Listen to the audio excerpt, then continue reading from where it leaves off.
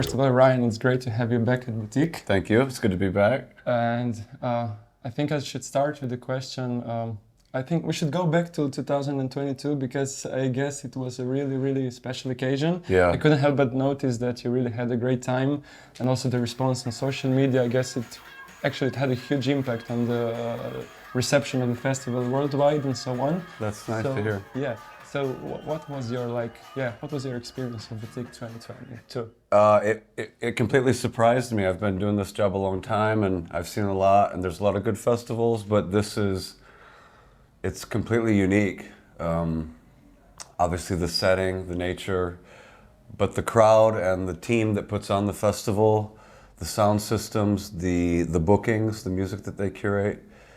It's just something really unique that I've never seen before, done exactly like this, like the amount of love and attention to detail. Mm.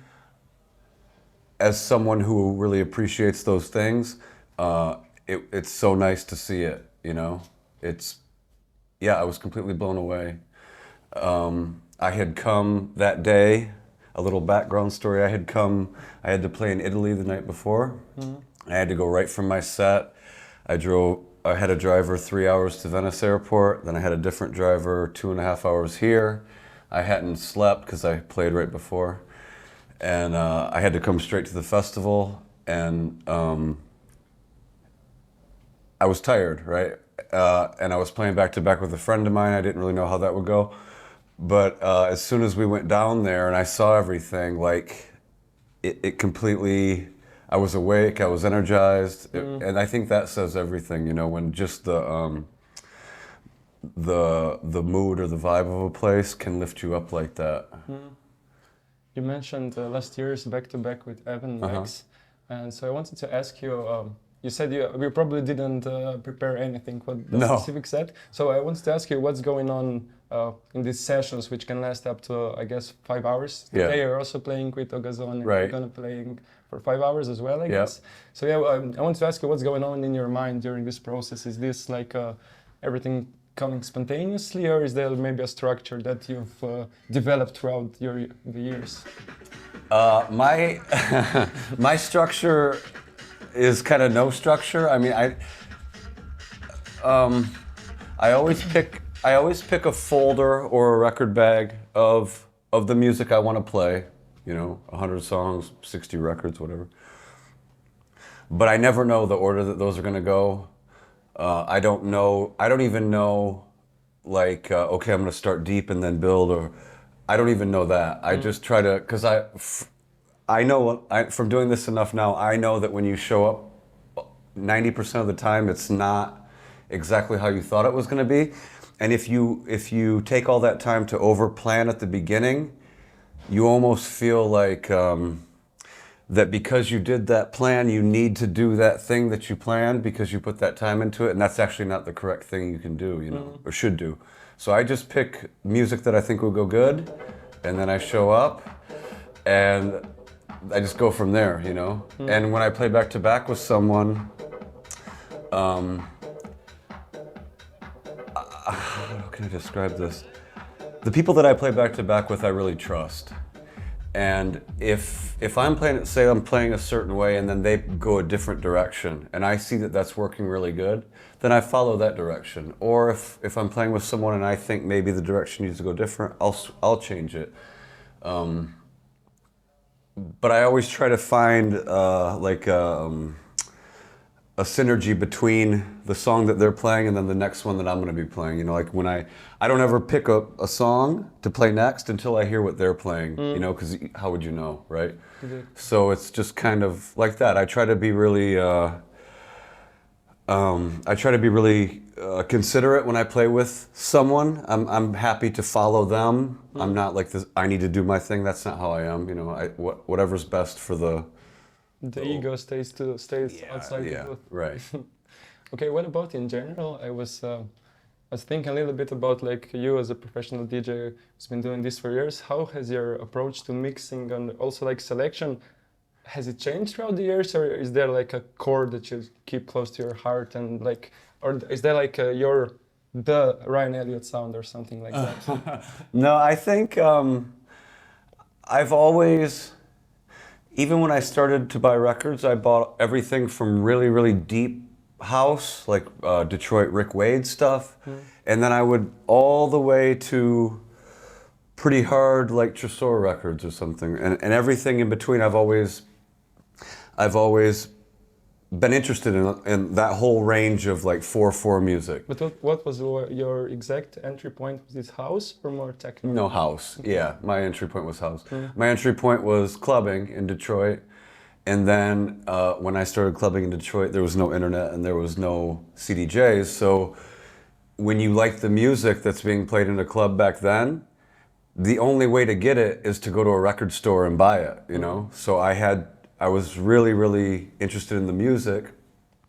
So I think I bugged a few DJs, like, where can I buy that? And then they told me a few record stores, and I went and bought the records, but I don't have a turntable. So you have to buy a turntable to listen to it, you know? So that's how I got into it. What your question was? I don't think my sound has changed over the years. I always play house and techno. Yeah, I don't think it's really.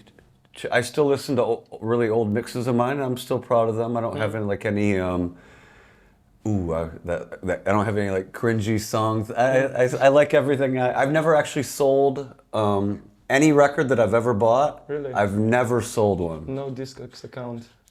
I have one. Yeah, I have one to buy things. Yeah, but of course I have records that I don't love anymore. But I feel like that's. It's like part of my diary. Like I wouldn't rip pages out of a diary because that's how I feel. I'm not a big collector of lots of things, but with my records, I've never sold one. I want that to be there's progressive trance in there that maybe isn't so great anymore. But I like to see that timeline. Do you keep coming back to your collection? Always. Like rearranging stuff or always finding new ways? Yeah? Yeah, it It's happens. probably a never-ending process or what? Yeah, it happens all the time where you buy a record for one side and then you're at a different point in your life back then and then now and you're listening to them again, like the B1 or the B2, and you're like, holy, wow. I do that all the time. Just as much actually as... just as much as buying new music, I go back through my old stuff because I've already put the work in for those 20 years of, I think, amassing a good record collection, and I should tap that as a resource, Well, since you mentioned now we've been talking about collections and like also having digital and vinyl, so in this day and age we basically have all the music at our disposal, and I was thinking like, I know it's a pretty vague question, but what makes a fine selection these days? Because we really have like all the options. If you're starting young, basically you can play, like you don't have to start with house and then building up your collection and so on. So yeah, what, like in your experience, what defines a great selection? When a DJ can read the crowd good and do like a good point of what they want to play, but also what they think the crowd would like to hear, but also should hear. And when there's like that give and take back and forth, I think a lot of people say, "Oh, it's easy for DJs now because everything's out there for them." I actually think it's harder for DJs now because it's unlimited now. When I started buying music, I had to go to Record Time in Detroit, and the records on that wall were what I could buy. And it was already curated and filtered through very good record buyers of the record shop. So I already had a lot of the work done, Like if you go on Beatport or you can download terabytes of a house music folder, that's more work than going into a record store, So when people say, younger DJs have it easy, they have everything available to them, that's true, but I think their job's harder because they have everything. They have no one to do that, the record store buying, that curation, What about like the industry in general? I wanted to ask you maybe, since you've been involved in the industry for so long and electronic music is notorious for these cycles, when things are hyped and they're not, and so on. So how do you cope maybe with trends? Do you like stay at the side of it, or are you involved? Because I don't know, maybe in this moment, like there's been this, for the past 2 years, this surge of industrial techno, stuff Right. like that. So how do you look at this, especially since you have like this perspective and you know that stuff like that's been going on in the 90s? And, that's a natural thing in dance music where you have trends, and trends come, trends go. Some get bigger, some get smaller. And some of the DJs that get big through a trend, they last through the trend, and because they're quality DJs. And then there's some DJs that you don't hear of after a certain trend's over. But that's just part of you have trends in fashion, you have trends in everything, you know? I don't think dance music has any more or less extreme trends than anything else that's artistic or cultural or something like that. But let's take the hard techno one, for example. There are people that do that very, very good. There's people that do it very, very bad. But it's so far removed from what I do. I can appreciate it, but I don't feel threatened by that or feel that I need to be part of that, because it's just not. I'm also not a hip hop DJ. You know what I mean? It's just not my area, my forte. You know.